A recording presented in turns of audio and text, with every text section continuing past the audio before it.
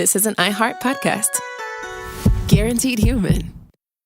Support for the show comes from Public, the investing platform for those who take it seriously. On Public, you can build a multi-asset portfolio of stocks, bonds, options, crypto, and now generated assets, which allow you to turn any idea into an investable index with AI. It all starts with your prompt. From renewable energy companies with high free cash flow to semiconductor suppliers growing revenue over 20% year over year, you can literally type any prompt and put the AI to work. It screens thousands of stocks, builds a one-of-a-kind index, and lets you backtest it against the S&P 500. Then you can invest in a few clicks. Generated assets are like ETFs with infinite possibilities, completely customizable and based on your thesis, not someone else's. Go to public.com/podcast and earn an uncapped 1% bonus when you transfer your portfolio. That's public.com/podcast. Paid for by Public Investing. Brokerage services by Open to the Public Investing Inc. Member FINRA and SIPC. Advisory services by Public Advisors LLC, SEC registered advisor. Generated assets is an interactive analysis tool. Output is for informational purposes only and is not an investment recommendation or advice. Complete disclosures available at public.com/disclosures. Tired of spills and stains on your sofa?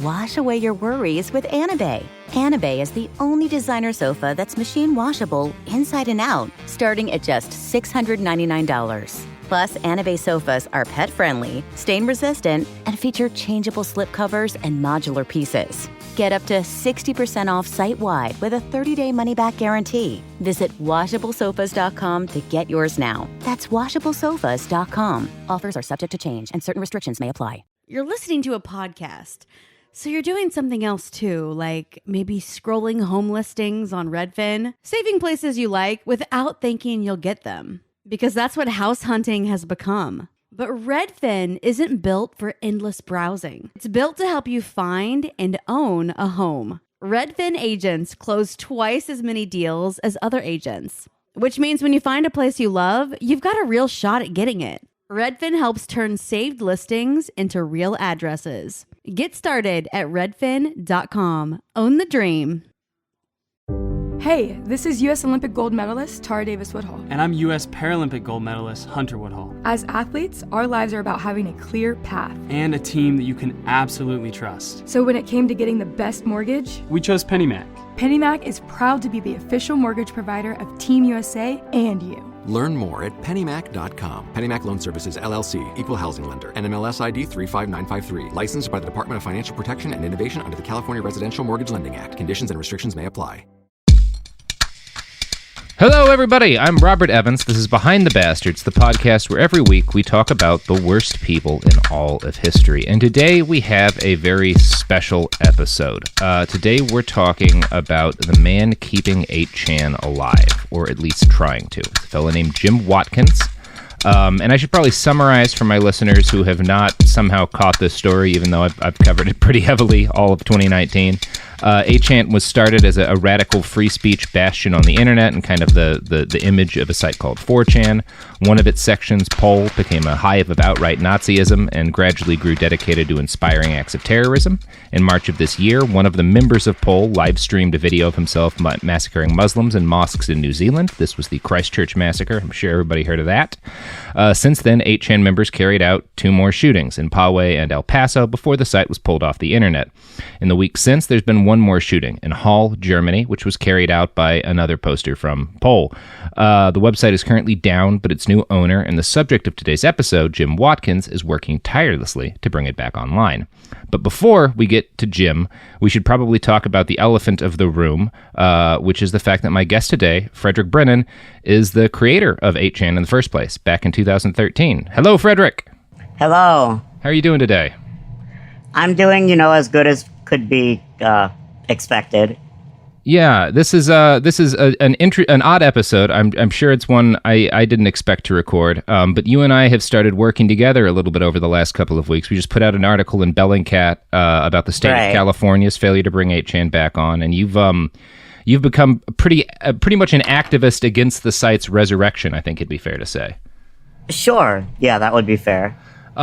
So again, I think a lot of our listeners, you've done a lot of interviews before, so I don't want to go too crazy into detail on your whole backstory, because people can find plenty of that if they want to. But for the sake of making this whole episode internally consistent, could you kind of walk us through a little bit of your background up to what kind of inspired you to create 8chan in the first place? Right. So, I was an image board user for a very long time, starting in when I was 12 years old on 4chan. So, obviously, that's a great place to spend your teenage years. And there's no problem with that at all. So, obviously, it kind of warps how you think about, broader society and yourself and all sorts of things because you spend all your time in anonymous communication, basically. I, had been involved in 4chan for those years, and in 2010, when 4chan's owner removed the board that would later become the poll board. It was originally called N for news. So he removed that, and he also removed the R9K board. It just turned out that those were the two boards that I, at that time at least, was using the most. So. And what was R9K? Robot 9000. I don't know where that name really comes from. I do know that the original intent of R9K was that you couldn't make the same post twice, meaning if anybody had ever posted something, it couldn't be posted again. That was the original intention. Oh, neat. Okay.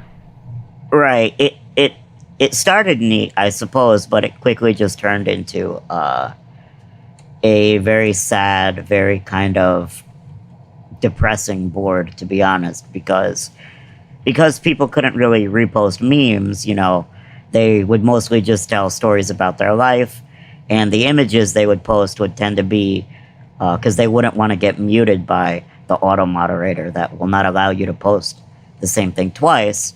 So they would tend to post, stories about their life, stories about things that had happened. And given that we were all, image board users, teenagers that were most likely socially awkward, the stories quickly all became depressing. Wizard-chan grew out of R9K, as did, I would say, a lot of the modern incel movement. Now, would you explain what Wizard-chan is? Because we're getting into some deep internet lore that I'm going to guess most people aren't familiar with.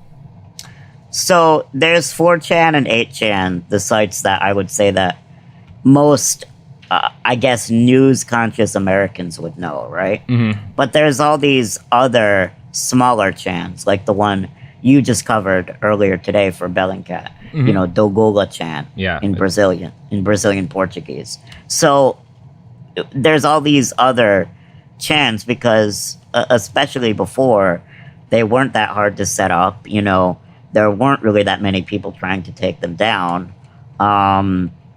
So any sysadmin with a little bit of experience could set up one of these chans, and that was how Wizard-chan started. I didn't start it, as has been reported by a few. It started, I think, around 2012, and the guy who started it was basically kicked out for being, the idea of Wizard-chan is that all the posters are going to be male virgins. So the original creator was kicked out for having a homosexual relationship, I guess you could say. That came to light, so he had to retire. I took it over, and then I eventually, would have a relationship with a woman, so I had to give it up. The next person it went to, I think they committed suicide, but nobody's really sure. And now I think it's on its 4th or 5th, or it could even be 6th owner. I haven't really been keeping track. And what we're talking about is very different, it seems, or at least in my understanding, from like the incel community, because it's not like this conspiratorial, like I haven't gotten laid because women are evil sort of thing. It's more like a kind of a support system. Like I guess what you could say is that these communities grew into the modern incel community for sure. Yeah. R9K, Wizard-chan, all of them grew into what we see today as like the modern incels, I suppose. I don't certainly there were a lot of toxic users when I was Wizard.chan's admin for that short period. I didn't even make it a year. Certainly there were a lot of toxic users. There were a lot of suicides, at least 4 in the time that I was admin. Wow. Yeah. And you could see the beginning of toxicity beginning to start, because after there were so many suicides, I put up a suicide hotline from multiple countries, and that started to become very controversial. And that was one reason that I was very disliked among the users, because they said, there's no way that normies can ever understand us. So us calling a suicide helpline is the worst advice you could give, basically. Jeez. That was their whole spiel. Yeah, it was a very dark time. Like I said, I didn't create it, and I only lasted in its administration for a year. The skills that I learned, definitely informed 8chan. The skills with the image board software, the administration, what to do about, certain types of attacks that were kind of in their infancy at that time. Yeah. This is getting us a little bit off topic, but I'm really fascinated by the general subject of kind of how the internet went from where it was when I was younger, a teenager, and like where it was when you were a teenager, to like what we're dealing with right now.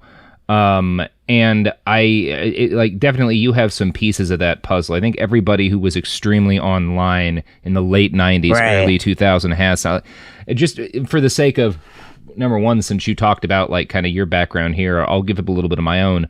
I grew up on Something Awful on those forums, which kind of gave birth to 4chan in a way, because Moot, the guy who founded 4chan, I think got pissed off at the moderation of Something Awful for being too strict. Right. Yeah. The same story as me, right? Yeah.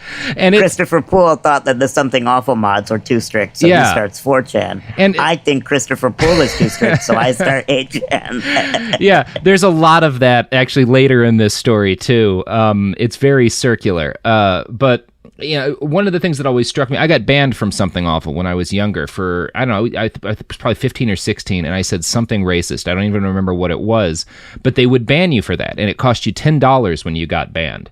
And it's one of those things, the Something Awful forums are still around today. They're still not a completely toxic pile of like radicalism.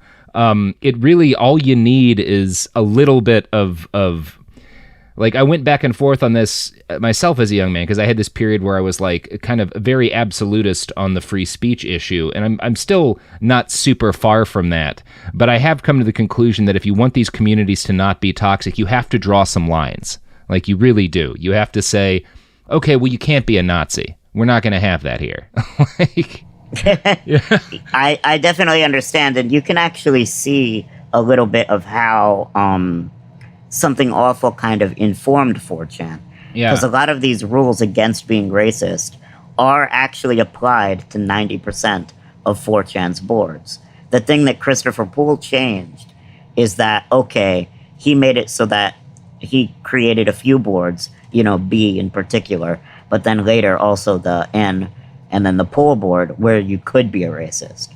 So it's kind of like he opened the door to that. Yeah. There's a lot of interesting lessons for the future in there if people want to take them. But we should continue with the story. So around 2013 is when you coded 8chan. You want to...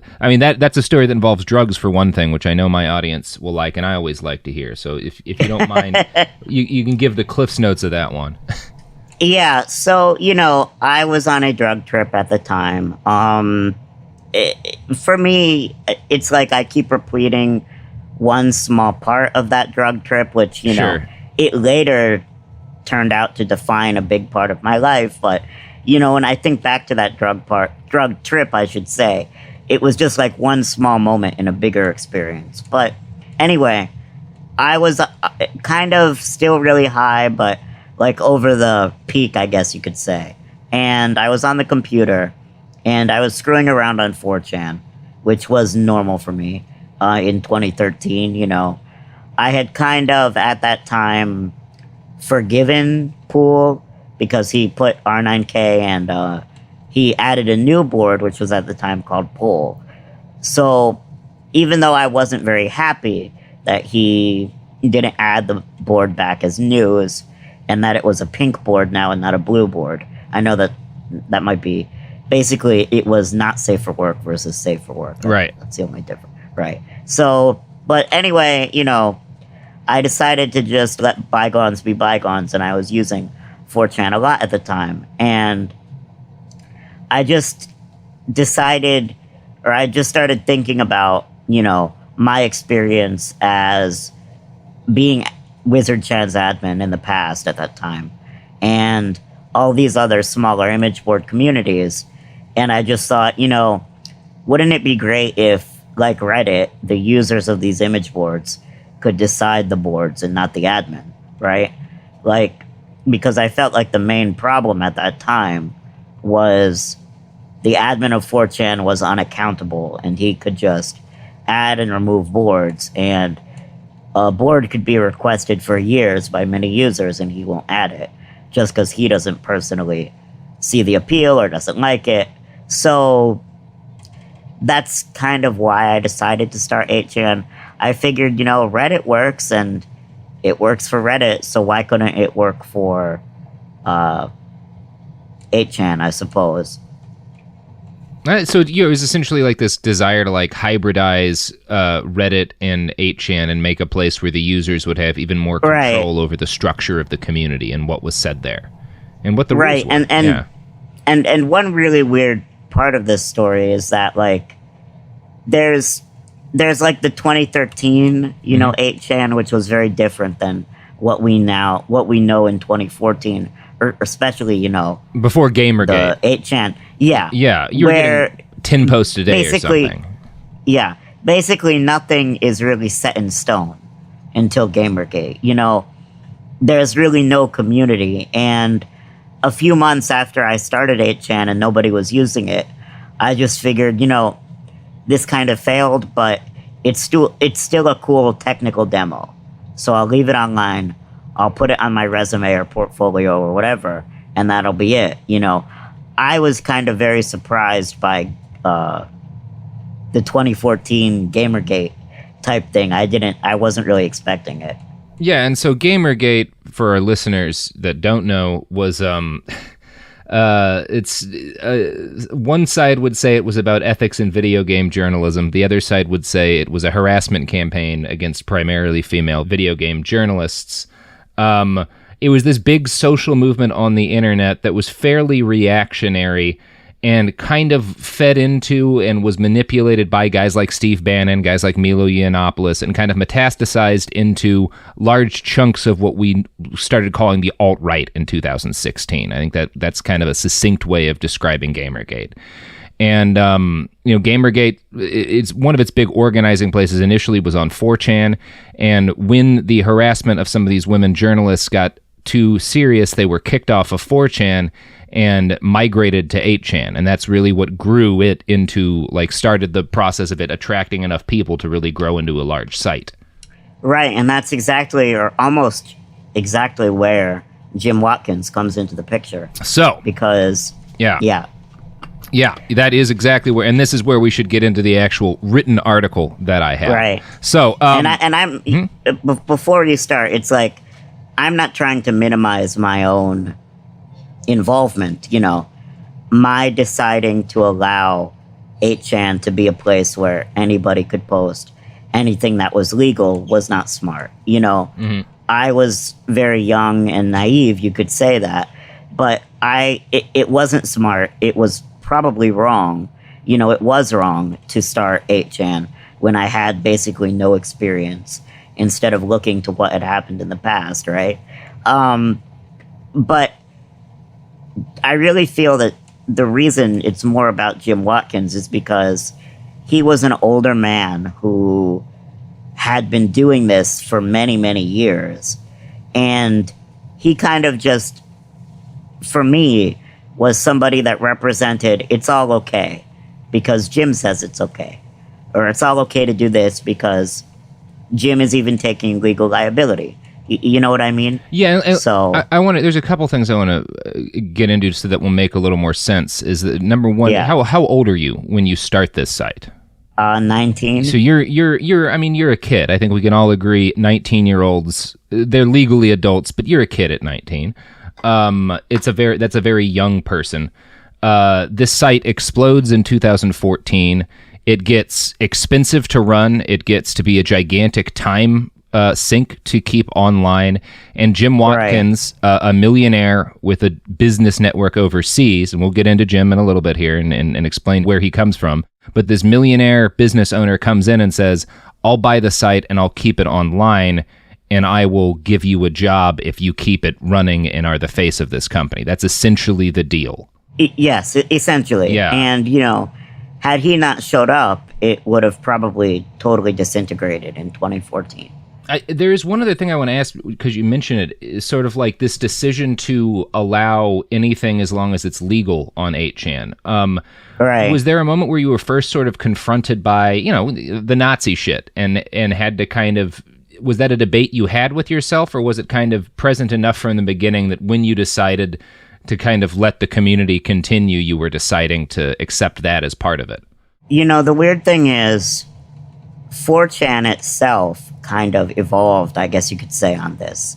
And I felt that because 4chan was a much more popular site, I really felt at the time that I couldn't disallow anything that 4chan allowed, because I wouldn't be able to attract users that way. I don't know if I was right about that, but that's how I felt. And 4chan at the time, like I said, they deleted the N board for news, and then they brought it back as politically incorrect.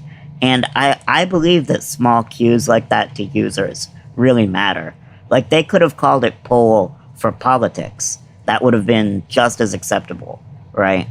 But Pool decided to call it politically incorrect. So it seemed to me at the time like he wanted to attract all of the real far-right Nazi people to that board. Yeah. And the theory is that it would be like a containment board. Like, he will contain them in this politics board, this politically incorrect board. So, it wasn't really a debate for me, because I would just argue it to myself and others as, well, how can you say that 8chan can't have a poll board when 4chan does, Yeah. It's shitty, and it's very much all about practicality, but that would be how I would explain it to you at the time. Yeah, and it's, I understand there's probably going to be people listening to this who don't think that I'm grilling you enough on the moral questions on this, and I want to say here, that's partly because I've been watching what you've been doing over the last 3 or 4 months, and how much effort you've put into keeping this site offline. And it's partly because when I was 18, 19 years old, I held a lot of political beliefs and beliefs about the nature of, free speech and stuff like that I do not currently hold. And I said things that I regret now and that I wouldn't say now. And I think most people have something like that. We just didn't know how to code image boards and have an idea to make one. Right. So it's one of those things where I think it is important for you to take stock of your part in all this and regret making the site. But I also think it'd be unreasonable for someone to expect you to wear a hair shirt, especially since you were out of the picture by the time people started getting shot. Yeah, far out of the picture. Yeah. So, we should get into Jim Watkins's story. Well, before we get into Jim's story, it's actually time for a really awkward ad pivot. Now, Frederick, sometimes when I do one of these ad pivots, I will let my guest suggest a random product that they just think people should buy. Do you have any random products you would like people to buy? Or you'd like to plug? Concepts work, too. Concepts or products? Mm-hmm. I have really been enjoying recently Bluetooth speakers. They're so much more fun than those little headphone things that always fall out of your ears and hurt your ears, at least for me. Maybe because my ear canals are not the right shape. So I have been putting them everywhere. It's becoming a bit of a problem. Oh, I have one in my, I have a few in my condo where I live, a few in my car. I've even been thinking of putting them like in the bathroom and just playing constant, I don't know, elevator music. I don't know. That's my product. I feel the same way. I love sitting outside, having a campfire with a Bluetooth speaker, listening to rap music. It's a great way to spend a Thursday night. So buy Bluetooth speakers, fill your house with them, and fill your house with these other products that actually paid our show something. Support for the show comes from Public, the investing platform for those who take it seriously. On Public, you can build a multi-asset portfolio of stocks, bonds, options, crypto, and now generated assets, which allow you to turn any idea into an investable index with AI. It all starts with your prompt. From renewable energy companies with high free cash flow to semiconductor suppliers growing revenue over 20% year over year, you can literally type any prompt and put the AI to work. It screens thousands of stocks, builds a one-of-a-kind index, and lets you backtest it against the S&P 500. Then you can invest in a few clicks. Generated assets are like ETFs with infinite possibilities, completely customizable and based on your thesis, not someone else's. Go to public.com/podcast and earn an uncapped 1% bonus when you transfer your portfolio. That's public.com/podcast. Paid for by Public Investing. Brokerage services by Open to the Public Investing Inc. Member FINRA and SIPC. Advisory services by Public Advisors LLC, SEC registered advisor. Generated assets is an interactive analysis tool. Output is for informational purposes only and is not an investment recommendation or advice. Complete disclosures available at public.com/disclosures. Time for a sofa upgrade? Introducing Anabay Sofas, where designer style meets budget-friendly prices. Anabay brings you the ultimate in furniture innovation with a modular design that allows you to rearrange your space effortlessly. Perfect for both small and large spaces, Anabay is the only machine-washable sofa inside and out. Say goodbye to stains and messes with liquid and stain-resistant fabrics that make cleaning easy. Liquids simply slide right off. Designed for custom comfort, our high-resilience foam lets you choose between a sink-in feel or a supportive memory foam blend. Plus, our pet-friendly, stain-resistant fabrics ensure your sofa stays beautiful for years. Don't compromise quality for price. Visit washablesofas.com to upgrade your living space today. Sofas start at just $699 with no risk returns and a 30-day money-back guarantee. Get up to 60% off plus free shipping and free returns. Shop now at washablesofas.com. Offers are subject to change and certain restrictions may apply. Let's talk about modern home shopping. It's sort of become a fun side hobby, right? Scrolling listings at night, dreaming about kitchens you've never seen, or backyards you haven't even stepped foot in, all from the comfort of pretty much anywhere.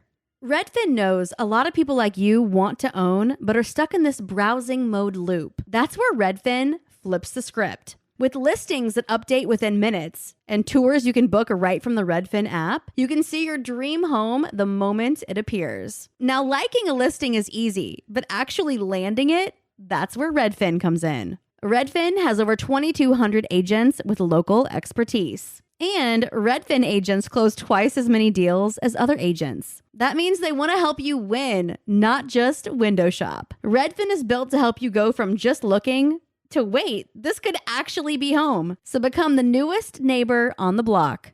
Visit redfin.com to start finding and start owning. That's redfin.com. Now I'd like to introduce you to Meaningful Beauty, the famed skincare brand created by iconic supermodel Cindy Crawford. It's her secret to absolutely gorgeous skin. Meaningful Beauty makes powerful and effective skincare simple, and it's loved by millions of women. It's formulated for all ages and all skin tones and types, and it's designed to work as a complete skincare system, leaving your skin feeling soft, smooth, and nourished. I recommend starting with Cindy's full regimen, which contains all 5 of her best-selling products, including the amazing youth-activating Melon Serum. This next generation serum has the power of melon leaf stem cell technology. It's melon leaf stem cells encapsulated for freshness and released onto the skin to support a visible reduction in the appearance of wrinkles. With thousands of glowing 5-star reviews, why not give it a try? Subscribe today and you can get the amazing Meaningful Beauty system for just $49.95. That includes our introductory 5-piece system, free gifts, free shipping, and a 60-day money-back guarantee. All of that available at meaningfulbeauty.com. We're back. All right. So we've gotten through kind of the background here, and the situation that we've moved up to is like you've built this website. It's big. It's increasingly influential, and it's increasingly expensive and a gigantic pain in the ass to keep online. Correct. There's clearly a ticking clock on how long 8chan can last if you alone continue to run it. And into this situation steps a man named Jim. Now, James Arthur Watkins was born in Dayton, Washington on November 20th, 1964. He was raised on a family farm out in Mukilteo, or Mukilteo. Washington people are going to yell at me for getting this wrong. Mukilteo, Washington. So out in the country, he's a farm boy. His mother worked for Boeing, and his father worked for the local phone company. Now, growing up in the 60s and 70s, James didn't have a history with computers, obviously, because it was the 60s and 70s, and very few people did. And he joined the U.S. Army when he was 18 in 1982. He was eventually promoted to the rank of Sergeant First Class, and he spent most of his time in the service working as an attack helicopter mechanic and later as a military recruiter. So, he's got a pretty long career in the Army, actually. Army would give James his first experience with computers late in his service in the 1990s. They sent Jim to a tech-focused school in Virginia where he got a crash course in the gadgets that would later dominate the world and his life. Now, I can't speak to Jim's overall technical competence, but it seems clear that he at least immediately understood how influential the internet was quickly going to come to be, and recognized that, yeah, that's what he wanted, that's the business he wanted to be in. I can speak to it. He's not necessarily great with computers. He understands networking very well, though. And he understands, like, all of the domain registrar. He understands basically a lot of the stuff that keeps him from being deplatformed. Yeah. Like, he's really good with networking, but he's definitely not a programmer.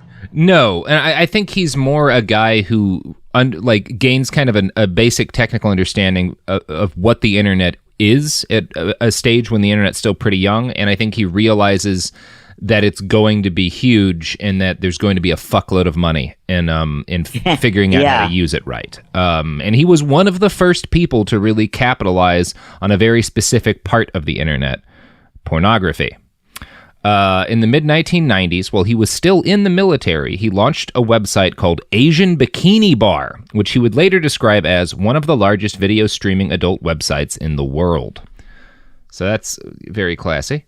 But legal. I've never heard any allegations that it involved anything underage or anything like that. But one thing you should be aware of, and that all your listeners should be aware of, one thing that Jim was very clever about very early in his career is he realized that the internet, one of the main ways that you can make money with it is by taking advantage of different jurisdictions. Mm-hmm. So you can do something legal in one jurisdiction that's illegal in another and market it to the jurisdiction where it's illegal. Mm-hmm. So that's the main way that these businesses made money. Yeah. They were in Japanese but hosted from the United States. So basically, they were porn websites in the United States that didn't have to follow Japan's censorship laws around pornography. Yeah, that was exactly what I was about to get into. Japan, okay, sorry. No, you're doing great. I think it might surprise people because, like, Japan's reputation in America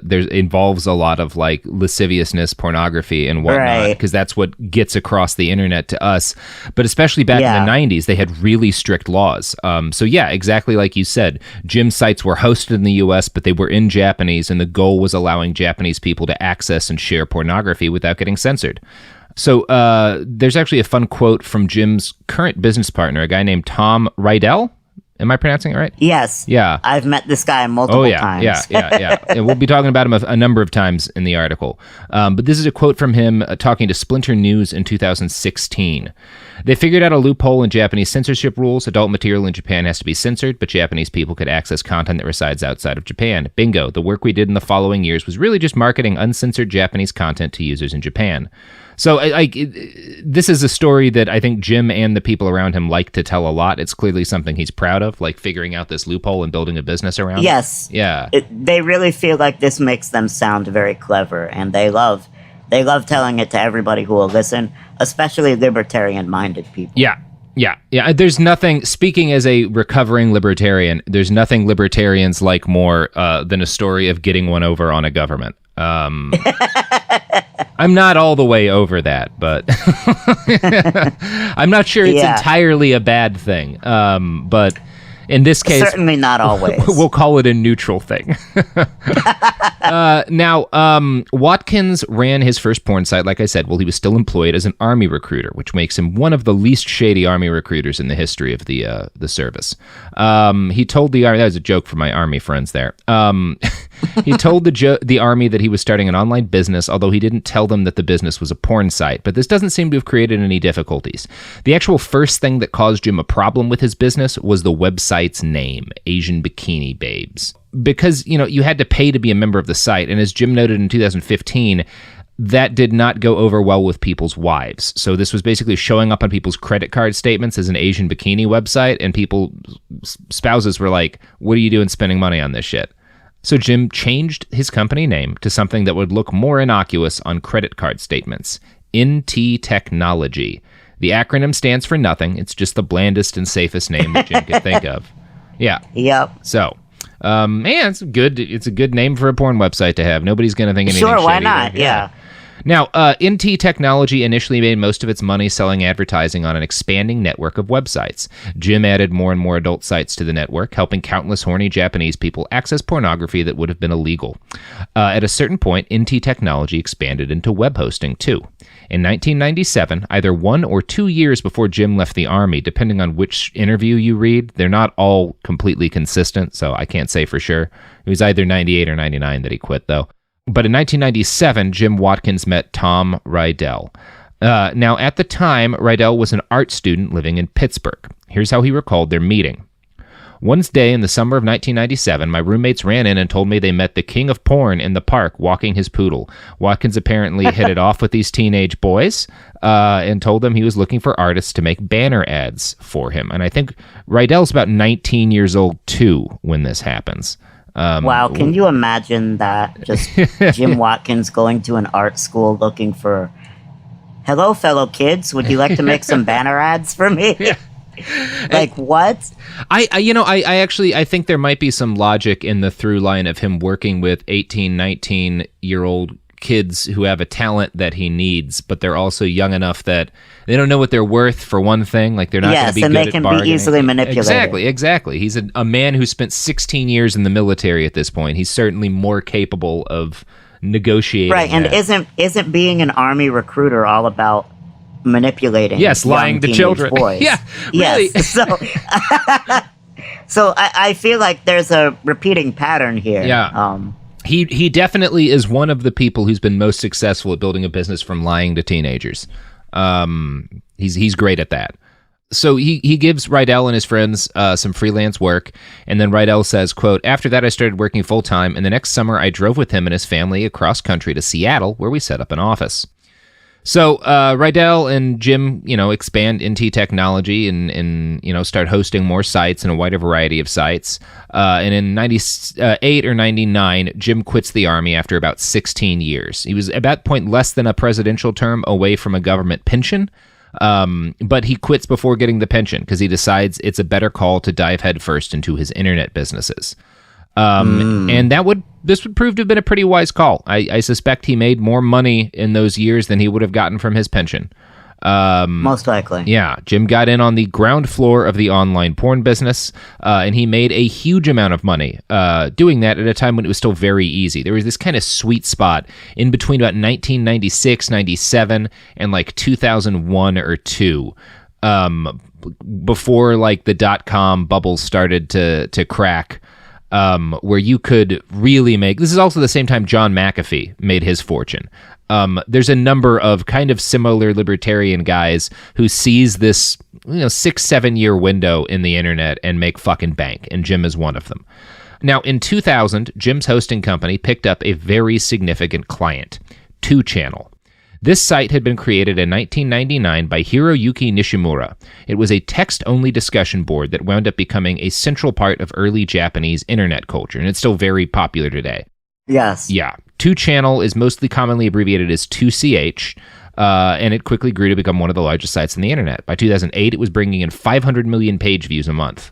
Now, if we view gigantic, barely regulated web boards as a monarchical line, 8chan's was the progenitor of the dynasty. It inspired the creation of an image board, which is basically the same as a forum, but the discussion focuses around posted images. named in its honor, named 8chan. I think people can probably figure out where we're going from here. In 2003, a 15-year-old American named Christopher Poole got tired of the modding policies on Something Awful and creates 4chan, which is patterned off of 2chan. So 2channel made great money, and by 2008, Nishimura was bringing in around $1 million a year in profits. He told Wired at the time, "The only person who gets money from 2channel is me. Well, I guess I pay for the servers." And of course, those servers were owned by Jim Watkins. Now, and Watkins charged a lot. You can see that in the court filings. Yeah, he made a very good amount of money off of 2channel. And by the early 2000s, he really needed Nishimura's money because the dot-com bubble had truly popped, and internet porn had gone from the Wild West to a very crowded market. NT technology was still profitable, but the money wasn't rolling in as heavily as it had years before. This seems to have impacted Jim's decision to move to the Philippines, which is a much cheaper place to live and to operate a business. His main impetus for this seems to have been the fact that he'd vacationed there before. So in that 2016 article by Splinter, Jim claimed he'd moved to the Philippines in 2004, but a Washington Post article from 2019 disputes this timeline. They point to a printed notice in the Manila Times about Jim's pending naturalization as a Filipino citizen. Jim was required to pay for this as part of the naturalization process, and in the notice, Jim says he moved to the Philippines on October 2nd, 2001. He married a Filipino woman less than 20 days later. Now, their child was born a couple of months after that, so it's not as shady as it sounds. These are some facts I did not know. Well, so it's interesting because, like, you hear, okay, he moves to the Philippines, he marries a woman 18 days later. That sounds like, okay, he just found someone to marry for the green card. But they had a kid like 3 months after that. So clearly the relationship must have existed before in then. The United States. Yeah, I don't know where it started. I don't know if he visited the Philippines before, but it clearly started before he moved to the Philippines because biology. Yeah. So that's all interesting, and it's again. That's very interesting because, as we'll obviously get to later, I'm opposing his petition. So you're telling me some things I didn't know. Yeah. Well, and even this timeline is not 100% certain. In an interview, Watkins told the Washington Post that he first started migrating his life over to the Philippines in 2001. But he didn't really commit to moving there until 2004, and he didn't finish moving there until 2007. Yeah, like there's some things in that petition that are not true. Yeah. So he claims to be able to speak Filipino. He doesn't. He sure does. And that's one. He definitely does not speak Filipino at all. And you do. That's the local language. You're a language I do, guy. Yeah. I speak it much better than he does. I lived here a much shorter time. So that's one of the things that we're going to be opposing in February, but I don't want to get ahead of ourselves. Yeah, and it's interesting to me too that Tom Rydell, Jim's business partner, told the Washington Post that the court notice Jim had paid for was incorrect, but did not say why or give more detail. That's all they know. So he really told the Post that it's incorrect. Yeah, that's great. yeah. I'm sure the judge will love that. Now, in any case, Jim moved from the U.S. to the Philippines in the early aughts and by all accounts lived there quite contentedly up to the present day. He started a pig farm, which does not appear to be profitable, but he also created a lot of other businesses. We don't know how many he owns or what they all do, but the Post has a good breakdown of the little empire he built, and I'm going to quote a couple of paragraphs from their write-up. Those include a smattering of Manila-based companies focused on computer services and real-world property over the years, including a now-closed organic food restaurant and in 2005, a business called Race Queen, probably named for the scantily clad models who pose along the tracks of Japanese car races. Located in a dilapidated Manila office tower, Race Queen calls itself a software development and outsourcing company, according to a torn sign taped to the door. It has also been listed as an employer on work visas for foreign employees of 8chan and Watkins' other message boards, including Brennan, Philippines Immigration Record Show. That would be you, obviously. That would be me, yes, and that's true. And the reason that it's called Race Queen Inc. is also accurate. Yeah. Okay, good. I'm always a fan of, you get a very professional publication by the Post where they really do a pretty good job in their normal articles of boiling out personal bias and opinion, and how much you can say and how much shade you can throw just by adding the word torn to a sentence. Yes, exactly. Yeah, they can't just say due to a sign. No. And the dilapidated office building. Yeah. Definitely they do throw shade. Yeah. I hear you. Yeah, it would be hard not to be. So, the naturalization court notice said Watkins and his wife had bought several properties across the country, including a condo in central Manila and farms outside the city, where he said he raised pigs. Philippine business records revealed glimpses of a peculiar assortment of businesses in Watkins' orbit. The company Emerald Pedestal, which is misspelled, which lists ownership in Manila condo units and calls Watkins chairman of the board. He did that on purpose, by the way, to try to avoid certain suits. That's what he told me, at least. Yeah, like I know a lot of the shell companies. He told me that Emerald Pedestal is named wrong on purpose. I don't remember exactly why, but I think he thought that it would make it harder to sue him. Yeah, John McAfee and this guy would really get along with each other. I suspect they would be good friends. So yeah, for most of the mid-aughts, Jim's businesses hummed along without having any discernible impact on the broader culture. He made money for himself and his family, and he didn't get into the spotlight in any way that I've ever found evidence of. Things started to change in 2013, because that's the year that you created 8chan, and it's also the year that 2channel had a massive data breach that exposed 30,000 people's credit card data. Now, this on its own is bad, but since much of 2channel's claim to fame was its anonymity, it was seen as a particularly huge fuck-up. The data breach interfered with the site's ability to make money. Now, Tom Rydell claims that this is why, in 2014, NT Technology took possession of 2channel. The website remains huge and a significant source of profit to this day. Now, 2channel's creator, Nishimura, disputes the legitimacy of NT Technology taking possession of his website. He says they basically stole it, and I think the court case is ongoing. Yes, it is. Yeah. And in an email interview with Splinter News, Nishimura claimed of Watkins, all his businesses have failed, even his hosting service was not good. Yeah, I have made similar claims. You know, it's a big problem when everything that you're well known for, you're alleged to have stolen or acquired via shady means.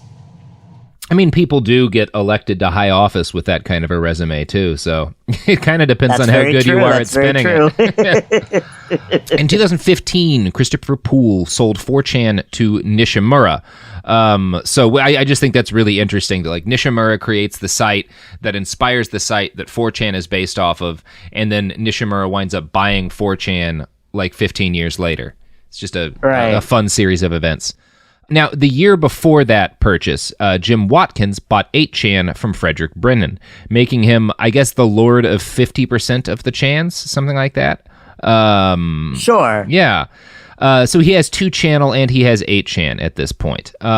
So, Frederick, would you walk us through a little bit sort of how he reached out to you and kind of what what the deal was and what you had to do in order to take this? Because it's why you're in the Philippines now.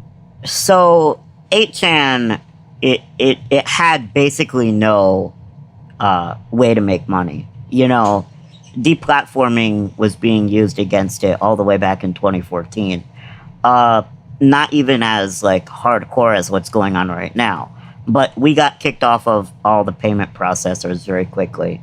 I was able to find servers who would host us, but I could not afford that, you know what I mean? Without any money coming in. And there was no one who would want to advertise on 8chan, even before it was known for what it's known for now.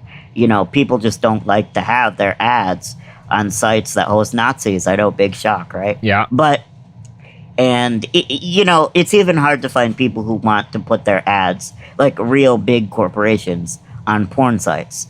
So porn and Nazis, you basically can't find anybody.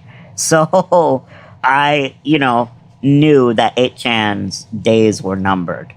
And I made this pretty clear, I suppose, on the official 8chan Twitter and through other means, posting on the board.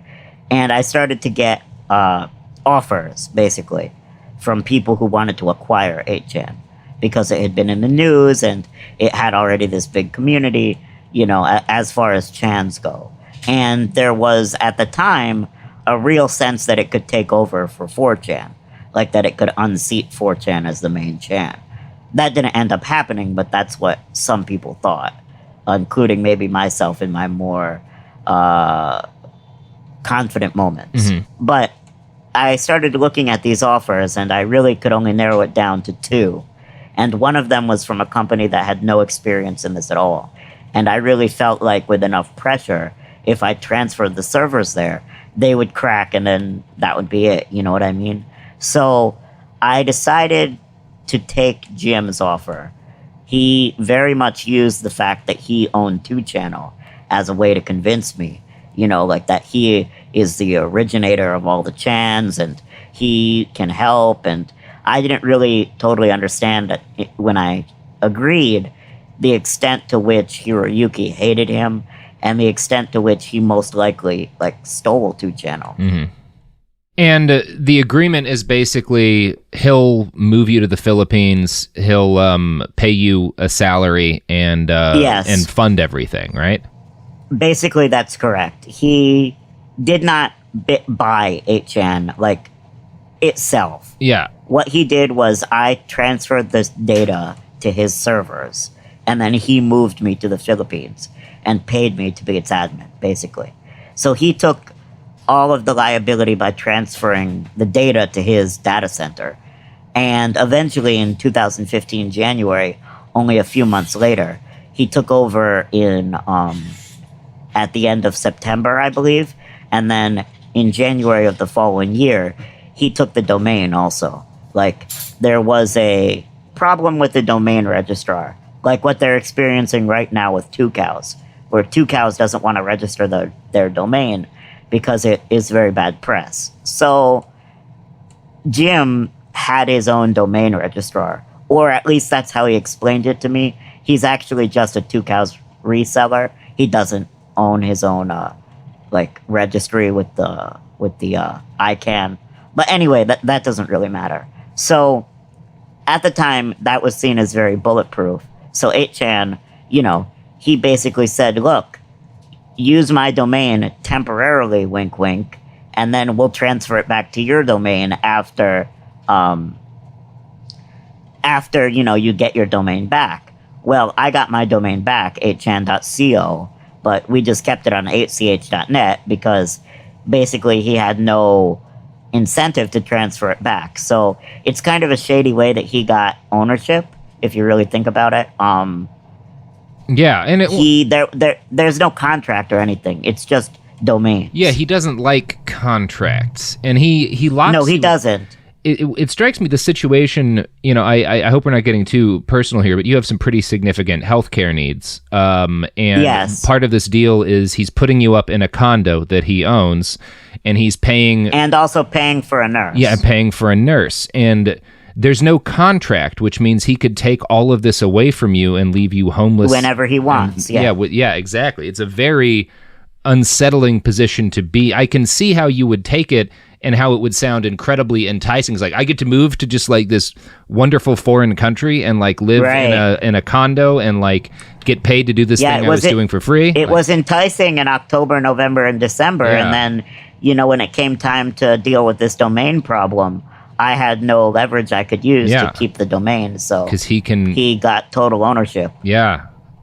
that's an unsettling and like a really easily abusable position from his point of view. Yeah, and I mean, there were lots of other easily abused things about my healthcare condition. Yeah, like you know, there's a Q grifter named Neon Revolt. Mm-hmm.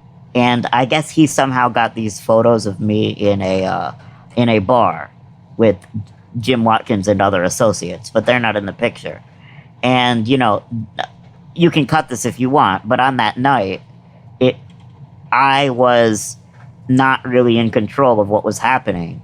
They put me in a wheelchair that I can't even push because it was, first of all, too big for me. Second of all, I don't have the strength to really push a wheelchair anyway. I have to use an electric one.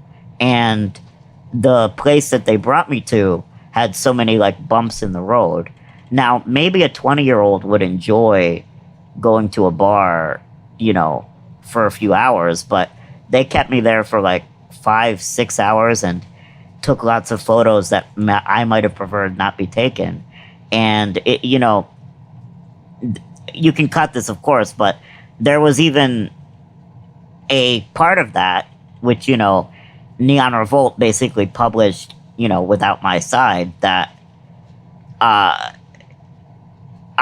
could could not even go to the bathroom because they wouldn't take me. Like, it quickly became distressing. Yeah, and that's just so people have some context. The QAnon movement moved, cult, whatever you want to call it, moved to 8chan.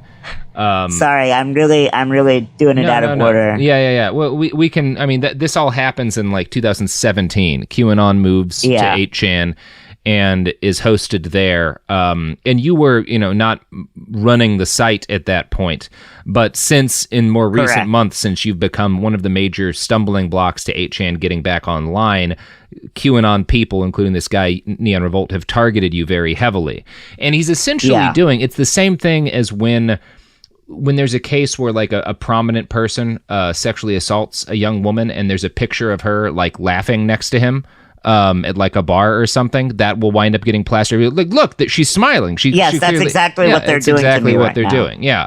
They're saying, "Oh, he's smiling," but they're not thinking that obviously I was basically being taken captive by 3 very drunk men, and if I upset them, who knows what they might do to me. So if they ask me to smile for a picture, I'll smile. You know what I mean? But that shouldn't be seen as like evidence of happiness or evidence of wanting to be there. Obviously, these days, due to how that experience kind of scarred me, I don't go anywhere without like an electric chair and a phone with a SIM that, like I've taken precautions just due to how difficult that was. I don't go anywhere here without like somebody who's on my payroll who can like be my advocate, basically. Now, Frederick, this is maybe in the history of the show the worst time to do an ad pivot that there's ever been, but it's that time. I'm so sorry. Yes, that's no problem at all. No problem. And I'm sorry if I brought up stuff that's like no. Not. I'm grateful to you for sharing. Like, this is important context to the kind of guy he is. Right, that's what this is supposed to be about. Right? Yeah, is the kind of guy he is. Yeah. Yeah. What's not important context? These ads. Support for the show comes from Public, the investing platform for those who take it seriously. On Public, you can build a multi-asset portfolio of stocks, bonds, options, crypto, and now generated assets, which allow you to turn any idea into an investable index with AI. It all starts with your prompt. From renewable energy companies with high free cash flow to semiconductor suppliers growing revenue over 20% year over year, you can literally type any prompt and put the AI to work. It screens thousands of stocks, builds a one-of-a-kind index, and lets you backtest it against the S&P 500. Then you can invest in a few clicks. Generated assets are like ETFs with infinite possibilities, completely customizable and based on your thesis, not someone else's. Go to public.com/podcast and earn an uncapped 1% bonus when you transfer your portfolio. That's public.com/podcast. Paid for by Public Investing. Brokerage services by Open to the Public Investing Inc. Member FINRA and SIPC. Advisory services by Public Advisors LLC, SEC registered advisor. Generated assets is an interactive analysis tool. Output is for informational purposes only and is not an investment recommendation or advice. Complete disclosures available at public.com/disclosures. Tired of spills and stains on your sofa? Wash away your worries with Anabay. Anabay is the only designer sofa that's machine washable inside and out, starting at just $699. Plus, Anabay sofas are pet-friendly, stain-resistant, and feature changeable slipcovers and modular pieces. Get up to 60% off site-wide with a 30-day money-back guarantee. Visit washablesofas.com to get yours now. That's washablesofas.com. Offers are subject to change and certain restrictions may apply. Let's talk about modern home shopping. It's sort of become a fun side hobby, right? Scrolling listings at night, dreaming about kitchens you've never seen, or backyards you haven't even stepped foot in, all from the comfort of pretty much anywhere. Redfin knows a lot of people like you want to own, but are stuck in this browsing mode loop. That's where Redfin flips the script. With listings that update within minutes and tours you can book right from the Redfin app, you can see your dream home the moment it appears. Now, liking a listing is easy, but actually landing it, that's where Redfin comes in. Redfin has over 2,200 agents with local expertise. And Redfin agents close twice as many deals as other agents. That means they want to help you win, not just window shop. Redfin is built to help you go from just looking to wait, this could actually be home. So become the newest neighbor on the block. Visit redfin.com to start finding and start owning. That's redfin.com. Hi, I'm Cindy Crawford, and I'm the founder of Meaningful Beauty. Well, I don't know about you, but I never liked being told, oh, wow, you look so good for your age. Why even bother saying that? Why don't you just say you look great at any age, every age? That's what Meaningful Beauty is all about. We create products that make you feel confident in your skin at the age you are now. Meaningful Beauty. Beautiful skin at every age. Learn more at meaningfulbeauty.com.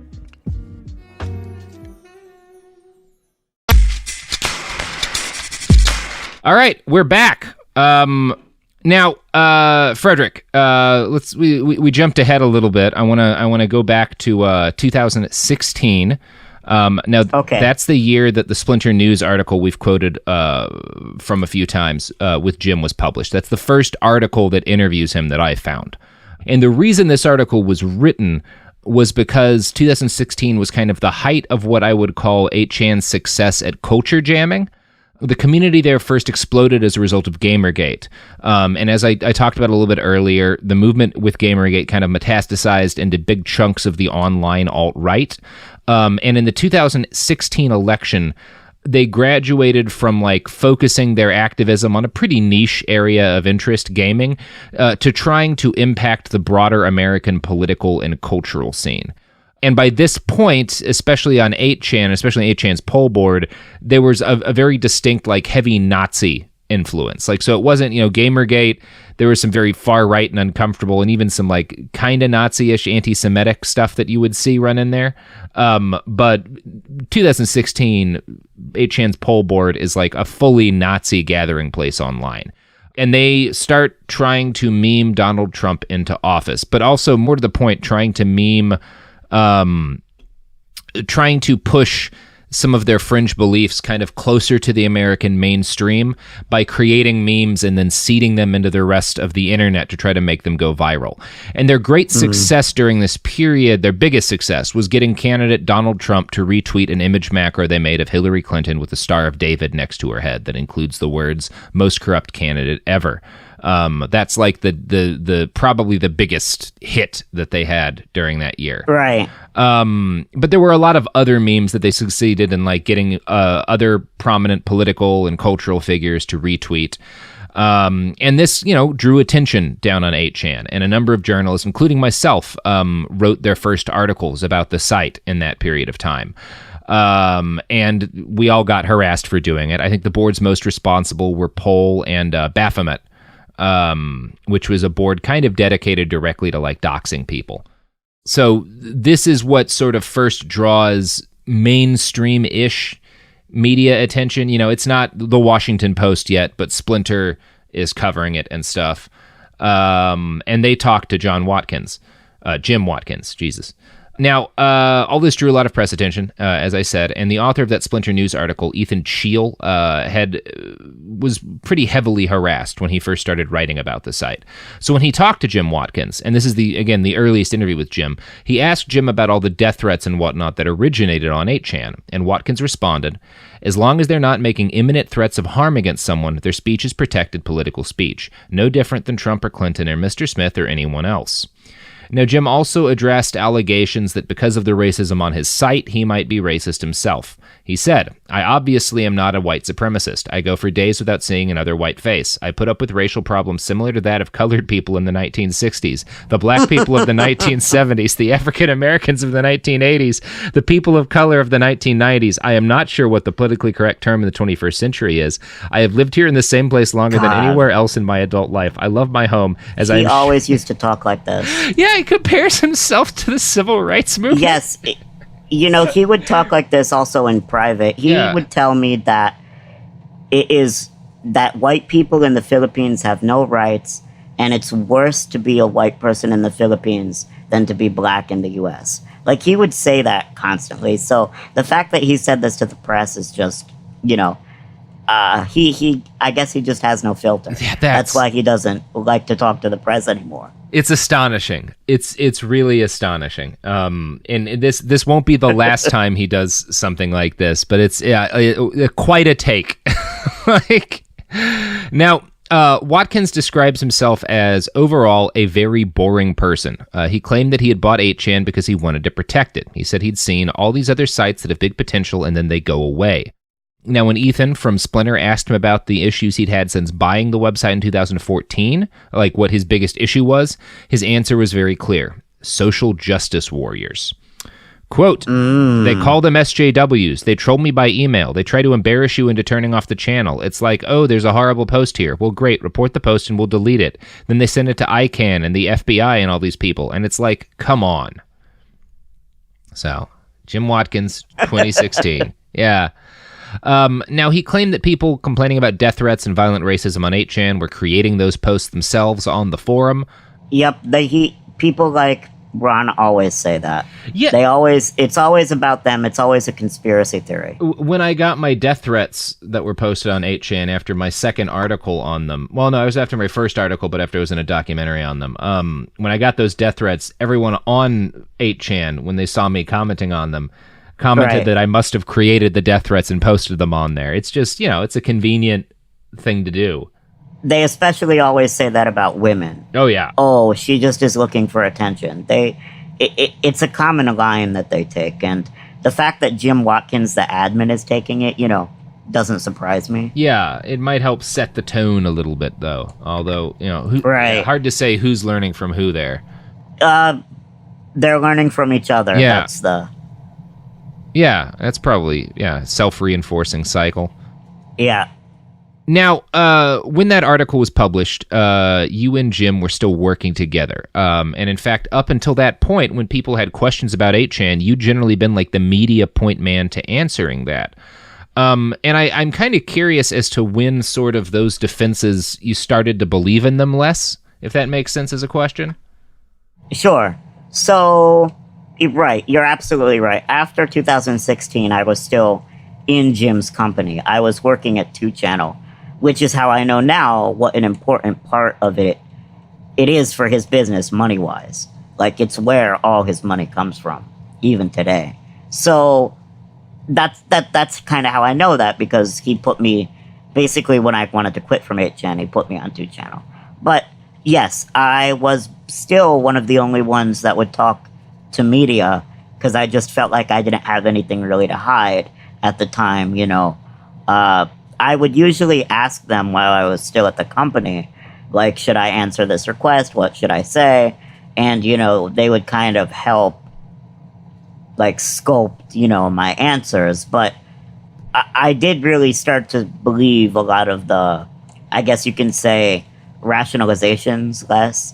One of the rationalizations I had was that it's all just the American Constitution, and the Founding Fathers knew that we all have to discuss things, and the best ideas will fall out, and the answer to wrong speech is more speech, and, that kind of rationalization view of looking at the world. Well, it became hard for me to say that to reporters, because I knew, as 8chan's admin, that I had never seen a single good idea fall out of 8chan's discourse. Like, that just doesn't happen. Everybody's talking, everybody's making their own, political statement, but there's no resolution. Nobody's ever, the Nazis never said, oh, you know what? We're convinced socialism is the answer. We're closing our board. That doesn't happen, because... Yeah. So, that was the first time I really started to doubt. But, as long as nobody was really getting hurt, it was kind of hard for me to just go back on everything I'd ever said, right? But, of course, after I saw how little they did after Christchurch, and then after Poway, it just started to build on me that I had to say something as somebody who is basically an authority on 8chan, and, I just couldn't allow Jim Watkins to get away with it. Like, to get away with doing nothing while terrorists use his website. So, especially, after he did nothing after the first 2 attacks, So, yeah. Yeah. Now, when the years from about 2016 to 2019 is kind of when 8chan really reached a significant size, around 1.7 million visitors a month. I'm guessing that would be its height, but you would know better than I would. Right, that would certainly be its height. Yeah, and the site was hard to monetize. Jim tried a number of tactics. He had his son craft a cryptocurrency, which users could buy and then pay to elevate their threads on the site. In traditionally vaguely anti-Semitic fashion, he called it the King of the Shekel program, which, if you don't know why using the word shekel is vaguely anti-Semitic, hang out with some Nazis on the internet for a day. You'll hear the word 1,000 times. Along with kvetching. Yeah, oh boy, yeah. Now, Jim also launched Books.audio, a book narration company that used Jim and a number of his friends and family members as narrators. In 2017, he launched He tried to get me to narrate. I haven't had the heart to listen to any of the books he narrates, because he does a number of them. I can't imagine he's good at it, just listening to his voice. He is not. Yeah, it seems like an odd business for him to be in. In 2017, he launched The Goldwater, a bad news website with the slogan, Banned, Biased, and Honest. Jim Watkins showed up in some of the videos under the pseudonym Jim Cherney. And here's the welcome message he posted when he launched the site. Welcome to The Goldwater, where we provide an informative view on today's alternative news headlines. If you like a video, share it with your friends. Stay up to date by subscribing to our channel and visit thegoldwater.com for in-depth articles.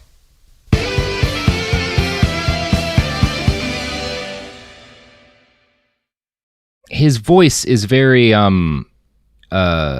an interesting tactic. Like, he's introducing this news site of his kind of like you would a classic sort of media company. Like, he's not trying to be like hip or use internet lingo or like aim it at the kind of people who use 8chan, but he wants the Goldwater to be like a news site that they use. And it's odd to me that he would think that, like... Yeah, and let's mention the Goldwater was full of fake news. Yeah. Including an article that said the planet Nibiru would destroy the Earth in 2017. No, did it not? No, as far as I know, I'm still on the planet Earth, and I didn't hear about the planet Nibiru destroying it 2 years ago. We're going to have our fact checkers look into that before we go to press. Please, get the New York Times fact check on this. I really need... Now, so Jim wanted it to be like the news gathering place for 8chan users, which is part of why I think his presentation is so odd. Now, the website's chief journalistic coup was getting 2 of its reporters press credentials for the 2018 Singapore summit between President Trump and Kim Jong-un, which is evidence of how easy it is to get press credentials sometimes. They spent most of the trip failing to get their camera to function properly, because they're not good at it. Now, yes, and they also wasted a lot of money doing a bungee jump. I don't know if you saw that. Oh my God, what? Yes. One of the main things they did you can see Tom Rydell doing a bungee jump. I don't know if he deleted it, but they do a bungee jump off a building in the city. Just as part of their coverage, or just for shits? They posted it right around that time, and it was on the trip, but that was the only really actually cool thing that came out of it. So, throughout this period, 2017-18, Jim posted regular videos on his 8chan blog where he would do yoga. He's way into yoga. Read selections from books and brag about his collection of expensive pens. He also really likes expensive pens. Now, for the next couple of years, 8chan continued to radicalize itself, and Poll went from mostly ironic Nazi posting and far-right shitposting to unironic neo-Nazi exterminationist rhetoric. I can't pick a point for you when that hit critical mass, but we all know what happened in March 2019, the Christchurch massacre. Now, by this point, you'd been away from 8chan for a couple of years, and you'd been out of NT technology for, what, a year or so? A few months. Okay, a few months. So you'd recently quit. Yes, the Christchurch shooting happened in March 2019, and I had only, totally disassociated. in, I think, November 2018. Okay. So, yeah, you've been out for 3 or 4 months, and the Christchurch shooting happens. Do you remember when you heard about it for the first time? I'm pretty sure that... Yeah, I don't really remember. I kind of remember, like, I read something about it on my phone, and then my wife told me that on Messenger, somebody had sent her the video. It was really going around. But the 8chan connection didn't really become clear to me until I started reading, like, more articles about it. Okay. I wound up kind of getting onto I mean, obviously I wrote an article about it a couple hours after it happened, so I was pretty aware of that kind of right away. And it was one of those things, watching the rest of the world react to it. There were a number of reactions. I'm glad that I think most of the media, I think hopefully in part due to the article I wrote, avoided kind of falling into some of the traps that the guy had put in his manifesto. And avoided some of the more kind of sensational shit that might have otherwise surrounded it. There were some bad reactions, obviously, like the Daily Mail posted the entire unedited manifesto on their website. That was a poor choice. But in terms of tone-deaf responses to a massacre, I think the video Jim Watkins published 3 days after the shooting has to take the cake. Have you seen this, Frederick? I have, yes. I actually recently republished it. He deleted it, didn't he? Yeah, it's on YouTube still. So we've both seen this, Frederick. I'm going to play the first minute of it for our listeners so they can get an idea of the kind of tactics Jim Watkins is taking. Condolences to the victims of the New Zealand shootings. So many pious folks lost because of psychotic rage. It is a sad thing that the mentally infirm can have access to guns. It is just impossible to tell who will snap until they do. Going postal is such a sad thing. In America, back in 1993, Mark Richard Hilburn went postal. This otherwise normal man became so angry that he shot 2 of his fellow post office employees, his mother, and even his dog. After that, the post office took action and put environmental analysts on the scene to help make the workplace a better place, so that folks would not become so frustrated with rage that they would commit acts of mayhem and murder. At no time after this terrible tragedy did the United States Postal Service consider censoring the mail in order to stop announcements of terrorist or violent threats. People have been free to say such things always. However, threats of imminent violence are not protected speech. They are criminal in nature. There is a certain dualism to this, whereas you're free to utter reprehensible and violent speech. Yet you are responsible for the consequences of what you say. And now we're back. Okay, so yeah, it's pretty remarkable. The gall of blaming illegal aliens for the Christchurch shooting because of a legally immigrated Australian in New Zealand is pretty fucking remarkable. Absolutely. It's ridiculous. You know, there is no way to be more pro-Trump than that statement. Yeah. Like, it's so pro-Trump that maybe even Donald Trump would be afraid to say it. Yeah, that's going... like, even his response to the shooting was better than Jim's. Yes. Now, Watkins was pretty consistent with most of his press responses in the wake of the massacre. He talked about how he deplored violence, he insisted 8chan removed all illegal content, and he made vague commitments about getting better at policing the site for literal crimes. But while he said all this, he also adopted the slogan, "Embrace Infamy," and emblazoned it on the landing page of 8chan.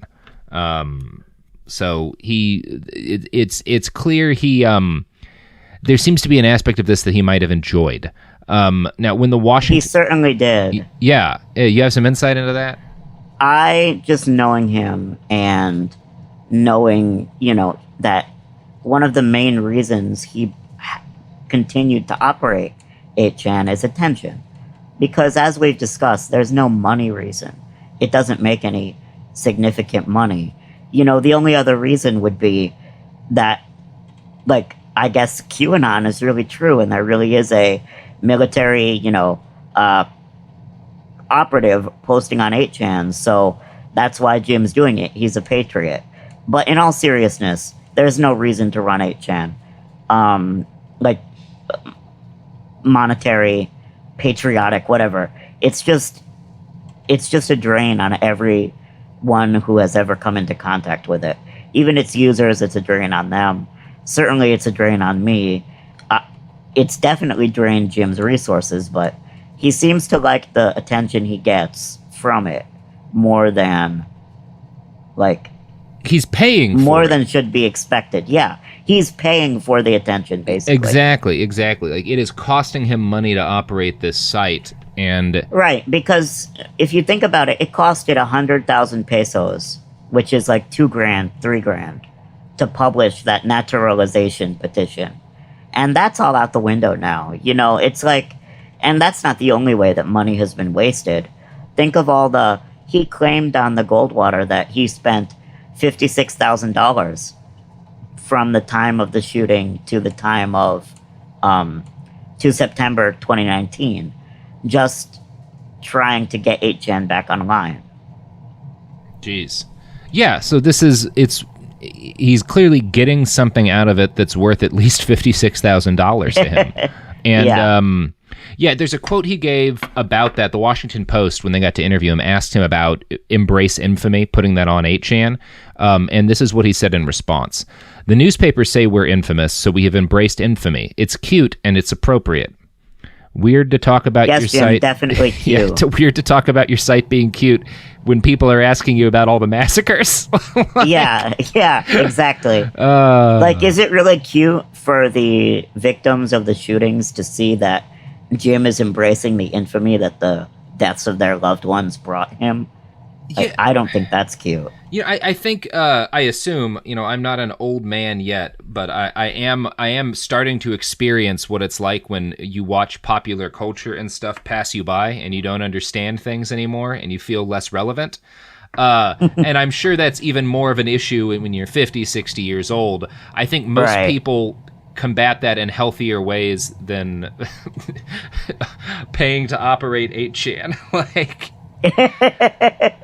Yeah, that might be a bad late life crisis there. Certainly, and it's definitely not cute at all. No, I wouldn't say so. So, unfortunately for a whole lot of people, the massacres continued. The Poway synagogue shooting happened 2 months after Christchurch. The El Paso shooting occurred shortly after that. And by the late summer 2019, more than 70 people were dead as a result of shootings that started out as 8chan posts. The site was finally dropped by most of its supporting companies like Cloudflare, who provided DDoS protection, in the wake of the El Paso shooting. And Jim was called before Congress to speak about his wayward, stepson. He did, more or less. He did most of his interviews with mainstream news sources during this period. And he tried to toe the line that he was just standing up for free speech and that allowing hate speech was part of that. But as the Post reported, 8chan did a lot more than just passively allow hate speech. Quote, while Watkins has contended there was little he could do to rein in the anonymous user base, 8chan often has appeared to encourage this hateful chatter on its site. Its official rules, for instance, included special formatting codes. 3 parentheses were used in anti-Semitic messages to point to someone's presumed Jewish background, to call them, in parentheses, out, as the rules stated, while a single less than symbol was used to turn text pink, highlighting what the message board called faggot posting. And on a related note, here's something Jim said in his prepared statement to Congress. By the way, his son Ronald added both of those. Those were not part of 8chan originally. So, just to be clear. Those were Ronald's additions. Yes. And keeping the existence of faggot posting in mind, I want to read something Jim said in his prepared statement to Congress. Our company has built and maintained a digital forum that is the place where opposing viewpoints and those of minorities, such as the LGBTQ, may express themselves free from the fear of their life. Oh, man. He really knows how to lay it on thick, doesn't he? He sure does. He sure does. Now, his interview with the Post came after his 4-hour testimony in front of Congress. He told them that the ultimate fate of 8chan was the biggest test for freedom of speech since maybe 1969. And I'd really recommend reading that post interview in full if you're interested in this, because it's got a lot of great moments, particularly this paragraph.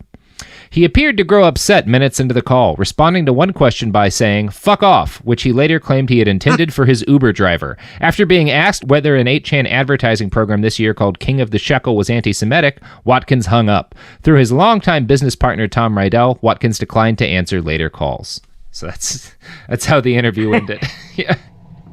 He then mailed a postcard to Drew Harwell, who wrote the article, that said "fuck off" on it. That is such a boomer, shit post, a fucking postcard. Yes, on a literal postcard. Yeah, okay, Jim. Now, in the immediate wake of 8chan's deplatforming, which happened after the El Paso shooting, he posted a video wherein he promised, "Sorry for the inconvenience, common sense will prevail." Jim started to make bold and bizarre claims next, like that his son, Ron Watkins, was building a protective network to defend 8chan from cyber attacks and replace Cloudflare. This network, he said, would be composed of vigilante hackers. As of press time, it does not seem to exist. That is his weirdest grift that he's doing right now, is trying to convince them that he's somehow building a Cloudflare on like a shoestring budget. Cloudflare's network is worth like millions of dollars, literally. Like the infrastructure that is Cloudflare is millions and millions of dollars. You cannot just replace that with vigilante hackers and some, smart software. Yeah, some kids' laptops, there's a reason Cloudflare is basically irreplaceable for 8chan, and it's because it costs, millions of dollars to build something that can protect websites that effectively. Yeah. It takes more equipment than a bunch of dudes' laptops. Exactly. Yeah. Now, Watkins hired Benjamin Barr to prepare him for his talk to Congress. Barr was formerly the lead architect of undercover operations at Project Veritas, James O'Keefe's operation. I just always like it when different subjects of different episodes of Behind the Bastards intermingle. It's always exciting. Yeah. You didn't know that? Yeah. Great guy. Sorry, you're teaching me some things, and he just keeps getting more and more gross. Yeah. Now, Jim's most ambitious plan in the wake of 8chan's deplatforming was to launch a communications satellite into space, which he believed would be able to beam 8chan around the planet. Now, this seems to have been Ron Watkins, his son's idea, and Ron said, quote, "Not an expert on space law, but seems like such a setup would have absolutely no jurisdiction and be uncensorable." I remember when that was going around, and I thought he might have even just been saying it to troll the media. Yeah. But his father might have believed it. Yeah, it's kind of impossible to say. Yeah, because there was a recent live stream where Jim kind of has a little moment where he starts to say, unless Ron's been lying to me. And it seems like he's worried about Ron lying to him, quite a lot. So I'm sure this space plan was part of that. Now, as of right now, 8chan is offline. Earlier this year, really just like a couple of weeks ago, they started trying to rebrand as 8kun and relaunch, and they were able to get up for a hot minute, like a day or so spread out between a couple of days of going back up and down. It's currently unavailable, and is at this point still deplatformed. No way to know if that's going to continue to be the case, but right now I hope it is. Yeah, I hope it is too. I'm sure Jim will try if he can afford to and find a way to bring it back up. But the latest news that just came out a day or two before this episode was recorded is that you and Jim are going to have you a little bit of a legal throwdown. Yes, it does seem like it. Yeah, so he's not suing you. What is because it's happening in the Philippines, and it's this. Right. Yeah, I'm not sure. So the legal system here is different than in the United States. Yeah. Obviously. So I was actually confused when I got the subpoena also, because usually in the United States you don't get served unless you're sued. You know what I mean? So, and it was marked a subpoena. So I wasn't even sure what I was looking at. A lot of the Q grifters were like, "Oh, this is so great. He's getting sued criminally." Even Ron Watkins retweeted a few guys that were talking about how I was, that were basically tweeting about how, like, the state had convicted me in the Philippines or had indicted me. Well, it turns out that all that happened was that Jim Watkins wrote a letter to the, basically he wrote a complaint to the city prosecutor, and it's just a request from the city prosecutor to prosecute me. It's something anyone can do, basically. Like, I could write a letter requesting the prosecutor indict Jim on a crime. So, obviously I'm taking it seriously, but it's not as if the Filipino authorities have decided to, like, throw me in prison. That's not what happened here. Yeah. Jim Watkins wrote, and the crazy thing about this is, it is a libel allegation. The king of anonymous libel is threatening me with a libel lawsuit. And not only that, he's using a criminal libel statute to try to intimidate me, basically. And he's threatening me with 12 years in jail, as is his son, you know, for cybercrime, criminal libel. That's what is in the complaint. Obviously, I've lawyered up. We are going to write, you know, a response to the prosecutor. Hopefully it won't even get past, you know, like, hopefully the prosecutor will just look at our response, look at Jim's, like, very feeble complaint. Like, half of the complaint is just, Jim is upset that I said he might be going senile. And he disputes that he's going senile. So, yeah. But because it's, like, not even a criminal case yet, I can't depose anyone, you know, like, if it would be an actual case. All it is the city prosecutor is going to decide whether or not to indict me. And, you know, my attorney says we have a very good chance of it not getting that far. Like, the city prosecutor most likely will throw it out. Well, and that's where we are right now. And that's all I know about Jim Watkins. Now, Frederick, is there anything else you wanna say about the man, or talk about him? Any other particular anecdotes you think are useful for people understanding the guy? I know. Obviously, you knew him for years, so yeah. What I would say to that, in terms of just particular anecdotes, is Jim, if he's claiming he's not a racist, I would very much wonder about that. Because I have two anecdotes, but I'll just give you one. One time here in the Philippines, Jim Watkins had opened up a new business and opened up a new office for it. And he was planning on transferring most of his local software developers.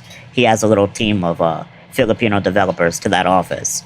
So he was building up this office. He installed like 4 air conditioners. And he was just in the office seeing how the work was going.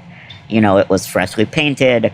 The chandeliers were installed. Yes, he did install chandeliers. And he noticed that he only had 3 air conditioner remotes, but he was expecting 4. So he went around the room, and he's getting himself more and more agitated. Where's the aircon remote? Why can't I find it? And he's like, you know, opening every drawer and like that. And then when he, you know, can't find it, he addresses the room. And there's a bunch of local Filipinos there. I'm there. Tom Rydell is there. There's a bunch of witnesses to this. And he, in this speech he gives, says, I understand why the Spanish used to cut off the arms of Filipinos. I wouldn't do it myself, but I understand it. Because you guys just don't follow directions. And I understand why the Spanish used to cut off your arms to teach you a lesson. And he just went on, and he's ranting and raving about how he is basically wants to be a conquistador. You know, I don't know how any other way to put it. Yeah, I mean, my wife was a witness to that. And after that event, many people asked me why he stays here if he hates the Philippines so much.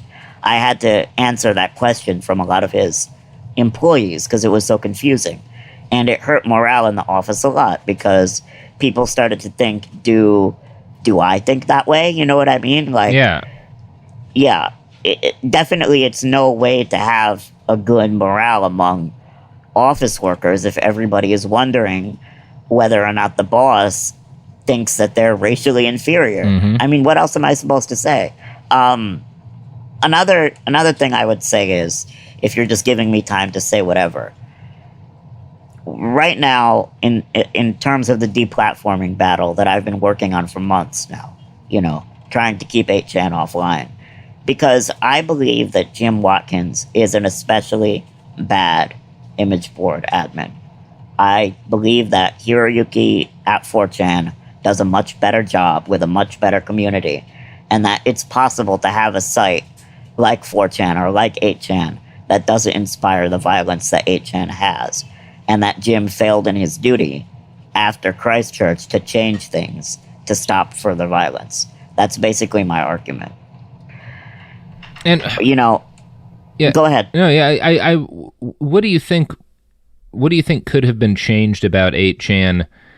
Like, do you think once the Christchurch massacre happened, there was anything that could have been changed, like, that would have actually made 8chan itself less toxic, or was it kind of past a point of no return at that state? Well, definitely the toxicity level would be something that I don't necessarily know if it could have been changed. And I'm not saying that 8chan is a good site or that it should be online. Not at all. But I am saying that there are things that Jim could have done to make it so that terrorists would not want to use his website. And he didn't do any of those things after Christchurch. For example, he could have closed the poll board momentarily. 4chan has a history of closing boards that bring big problems to the site and that threaten its long-term, you know, existence. So he could have closed the poll board for even a week, just as like a form of mass punishment, you know, against the community for inspiring that kind of attack. He could have made it clear that incitements to violence are not allowed. He could have told because he had Filipino employees that were moderating 8chan, he could have told them that they need to start deleting anybody that says they want to kill or shoot or go on a spree, or that they think that one should happen, you know, anything that's overtly violent. I don't know that 8chan ever could have been like a healthy site where normal people go to express their, you know, feelings. I don't know that that's possible. But he certainly 4chan shows that you can have a community that's very far right without terrorist attacks. Yeah, 4chan happening constantly. There's a lot of unhealthiness in various parts of 4chan, but there's a reason it didn't spawn what we're dealing with right now. Yes, basically, yeah. Because the 4chan administrators and moderators take a very hard line on this. And the few attacks that have happened on 4chan, you know, there has either been mass punishment or they've done a very good job at scrubbing the manifesto or anything like that. You know, mostly what happens on 4chan is just like a boyfriend will kill his, you know, girlfriend and post a picture of the body. That's disgusting, but it's not, you know, 70 people dead. And, you know, it's also the kind of thing when it's a community of literally millions of people, some of them will be murderers. It's like that happens on Reddit, too. And it's like, because there's tens of million people 4chan, 4chan is 10 times the size of 8chan, even at 8chan's peak. So that means there is 10 times the crazies, and yet they kept them under control. Yeah, it's very clear that it doesn't really take a lot to stop things. Like, obviously, it takes a lot to stop a community from being toxic, but there's a line between toxic and creates an international terrorist movement. And it doesn't take that much work to stop the international terrorist movement. Right. And just as an image board admin for years, I know that there were many things they could have done that they didn't do. And they admit as much in their congressional testimony. Yeah, they do. They talk about how they're like they're taking more steps and stuff. Which, like, after the third shooting, like, maybe there's no more steps to take, guy. Yeah.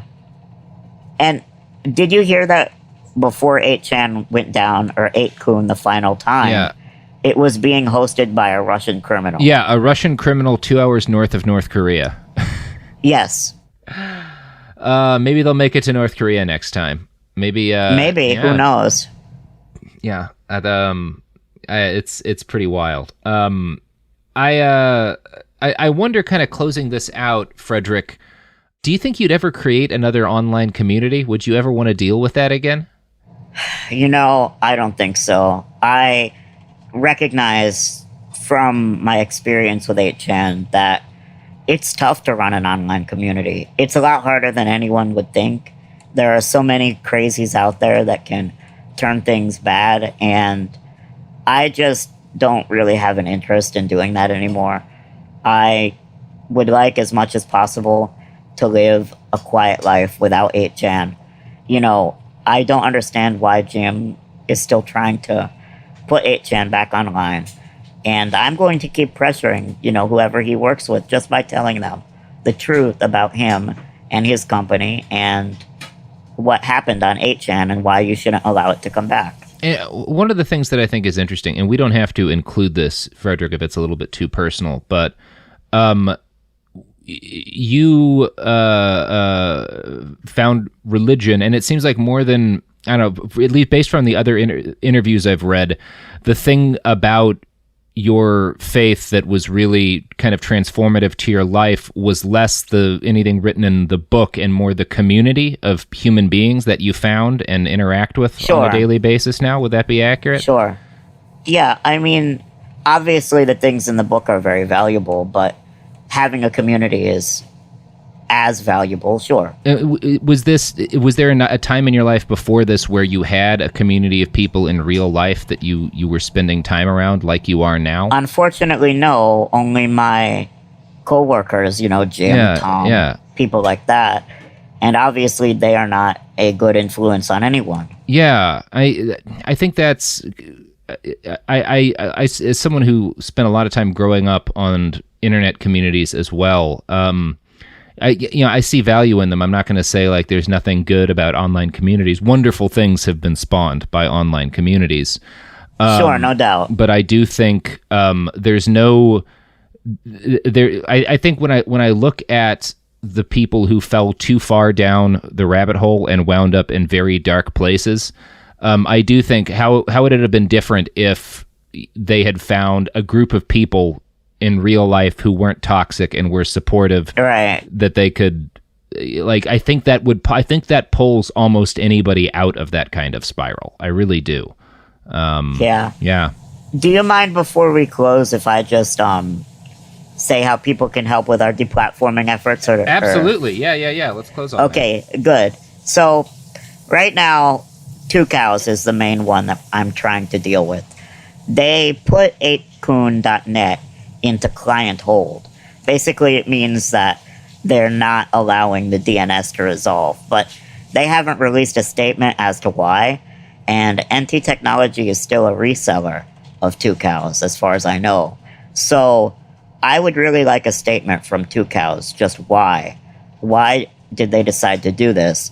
And I hope it's for the right reasons, and I hope that they will also not allow NT Technology to be a 2cows reseller. That they will, because basically NT Technology broke their agreement because they blocked 8ch.net. Jim moved 8ch.net over to Rob Monster's Epic, and then they registered 8kun.net on 2cows again via their NT Technology reseller account. So that should be a no-go. And, I would just encourage people to tell 2cows that we are all very curious why they put it in client hold. And we would like a statement just that. Basically, they should, number one, not give the domain to Jim Watkins. They should not give him the domain so that he can keep running, or at least trying to run, his 8chan replacement. 8chan is not what the world needs right now. It spawned multiple terrorist attacks, as this episode and we talked about. So, yeah. Basically, I would encourage people to email 2cows and just tell them, don't give Jim back his 8kun.net domain, and don't let him be an NT technology reseller. Why do you want to work with these people? And, if you want to look up Two Cows, you can find, obviously, their website if you just Google their name, but you can also find them on Twitter at Two Cows. I'm sure if you have feelings to share with them, I think that would be helpful. And, of course, my Twitter, I'm always keeping track of the latest developments, who's hosting 8chan. Yeah. So that's at HW_BEAT_THAT.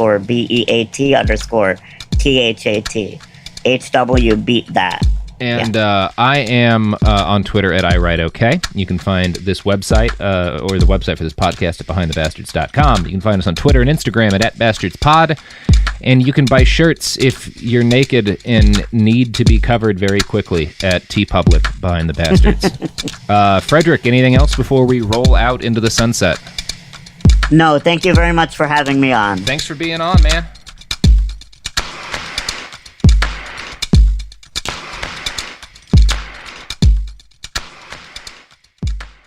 Kids, pets, life, your sofa sees it all. But with a washable sofa, stains don't stand a chance. All of our sofa collections come with fully machine washable covers and cushions, making cleanup effortless. Liquid and stain-resistant fabrics provide extra protection against everyday messes. Plus, with modular designs, you can rearrange your sofa however you like. Perfect for growing families and changing spaces. Starting at just $699, it's time to upgrade to a stress-free, mess-proof sofa. Visit washablesofas.com today and save. Offers are subject to change and certain restrictions may apply. There's a difference between liking a house and actually getting it. Redfin is built to make up that difference and close the gap between finding and owning the home for you. Redfin agents close twice as many deals as other agents. So when you find a home you love, you're not a step behind when it comes to making an offer. That means less watching great homes disappear and more focus on the one you'll call home. Redfin helps turn saved listings into real addresses. Get started at redfin.com. Own the dream. This is Radhi Devlukia from A Really Good Cry. I absolutely love being outdoors, even if it's just stepping outside for a bit of fresh air between meals or taking a mindful walk to clear my head. But the one thing that can really ruin that is when my feet feel cramped in my shoes. So I switched to ultra running, and honestly, it makes such a difference. What I love most is their signature Ultra Fit Comfort Balance Strength. They have this roomy toe box that lets my toes actually spread and move naturally. So I really appreciate that. And I feel more grounded and balanced with every single step. It's like my feet can finally do their job, using all those little muscles that make me feel stronger the more I move. Whether you are a marathon runner, beginner or advanced, or just getting outside to train, Ultras have become my go-to for running and moving mindfully. They fit so well, they're so comfortable, and they just move with you. Shop now at ultrarunning.com and use my code CRY10 for 10% off. That's ALTRA running.com. Experience Ultra and stay out there. This is Angela Yee from Way Up with Angela Yee. Y'all, Black Girl Vitamins is completely changing the wellness game for us. You know our bodies don't move the same as we get older, and health becomes even more important. BGV, Black Girl Vitamins, is giving us all the supplements we need to stay healthy. I've seen hundreds of ladies online raving about their tasteless collagen powder that made their joint pain practically disappear. I had to try it myself, and y'all, it is the truth. If your body needs help bouncing back, go ahead and check their products out on blackgirlvitamins.co and get 20% off using code Angela Yee. This is an iHeart podcast. Guaranteed human.